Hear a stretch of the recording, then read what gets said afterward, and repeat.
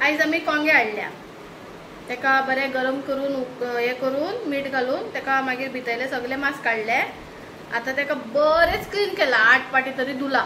आता तेजे गरम मसाल्याची शाकुती करतले। आणि हेजो आमच्या कोंग्यांचो एक फायदो असा, जी जिमांक वयता ती प्रोटीन सोदता तेंच्यांनी हेका हळद आनी इल्ले मीठ घालून मातशें उकडपाचें आनी वताक सुकोवपाचें।